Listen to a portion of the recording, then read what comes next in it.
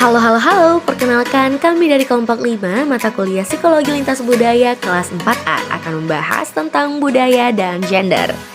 Kelompok 5 ini beranggotakan Hafizatul Afifah, Mutiara Medita, Nadia Roslaini, dan Salsabila Fathia Adira.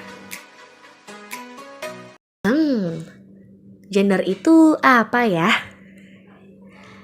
Jadi, gender itu berasal dari bahasa Latin yaitu genus yang artinya tipe atau jenis.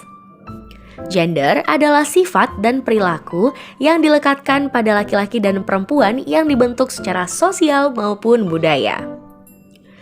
Gender adalah seperangkat sikap, peran tanggung jawab, fungsi, hak, dan perilaku yang melekat pada diri laki-laki dan perempuan yang terbentuk akibat budaya dan lingkungan masyarakat tempat manusia itu tumbuh dan dibesarkan. Kemudian jenis-jenis dari gender ini ada apa aja ya? Yang pertama ada feminisme. Feminisme ini adalah kewanitaan atau menunjukkan sifat perempuan. Sifat-sifat yang dimiliki atau sifat-sifat yang dimaksud biasanya kelembutan, kesabaran, dan juga kebaikan. Feminitas terbentuk berdasarkan hasil rekonstruksi masyarakat yang membedakan fungsi dengan maskulinitas. Feminitas pada umumnya melekat dengan kaum perempuan, tetapi tidak jarang pula laki-laki ini juga memiliki sifat tersebut. Kemudian yang kedua yaitu maskulin. Sejumlah atribut, perilaku, dan peran yang terkait dengan anak laki-laki dan pria dewasa. Maskulinitas didefinisikan secara sosial dan diciptakan secara biologis. Sifat maskulin berbeda dengan jenis kelamin. Sifat maskulin terdapat pada laki-laki maupun perempuan. Ciri-ciri yang melekat pada istilah maskulin adalah keberanian, kemandirian, dan ketegasan. Ciri-ciri tersebut dipengaruhi oleh faktor sosial dan budaya. Important information. Stereotip maskulinitas dan feminitas mencakup berbagai aspek karakteristik individu, seperti karakter atau kepribadian, perilaku peranan, okupasi, penampakan fisik, ataupun orientasi seksual. Kita sering beranggapan bahwa laki-laki mempunyai sifat-sifat tertentu yang berbeda dari perempuan. Laki-laki dianggap tidak emosional, mandiri, kuat, independen, dan sebagainya. Sedangkan perempuan dianggap lemah, penuh kasih sayang, emosional, dependen, dan sebagainya. Anggapan seperti itu adalah stereotip, yaitu dianggap berlaku untuk siapa saja hanya karena ia seorang laki-laki atau hanya karena ia seorang perempuan.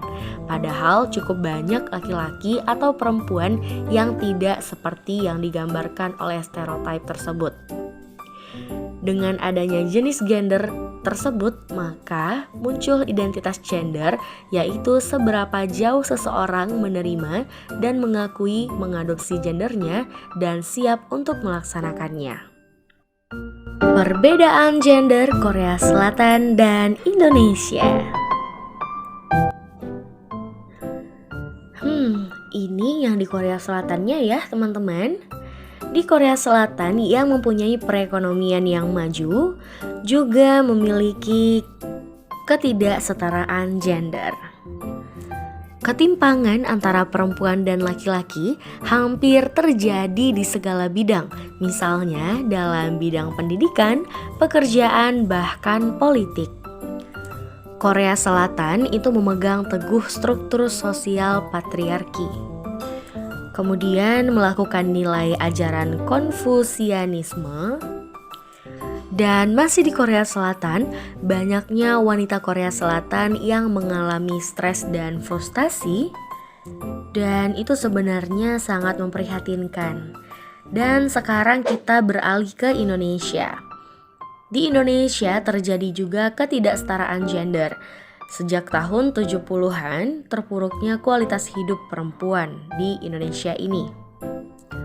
Dalam budaya Indonesia, perempuan lebih diarahkan untuk melakukan peran domestik daripada peran publik. Dan di Indonesia ini beranggapan bahwa anak perempuan tidak boleh mengejar pendidikan yang lebih tinggi. Kemudian belum adanya kebijakan pemerintah dalam menangani kesetaraan gender ini. Menurut Indeks Kesetaraan Gender yang dirilis Badan Program Pembangunan PBB, Indonesia berada pada peringkat 103 dari 162 negara terendah ketiga se-ASEAN dalam hal kesetaraan gender. Important information. Korea Selatan tertarik mempelajari program pengarusutamaan gender yang dilakukan pemerintah Indonesia. Mereka menilai Indonesia cukup sukses mengenalkan program kesamaan hak antara laki-laki dan perempuan sejak jenjang pendidikan anak usia dini. Hal ini disampaikan oleh Myung Hee Kim, Direktur Epwing, setelah pelatihan perempuan yang diselenggarakan oleh UNESCO Unit Twin di University of Pelita Harapan. Itu dia beberapa hal tentang budaya dan gender. Semoga pembahasan tadi bermanfaat untuk kita semua. Sekian, mohon maaf dan terima kasih.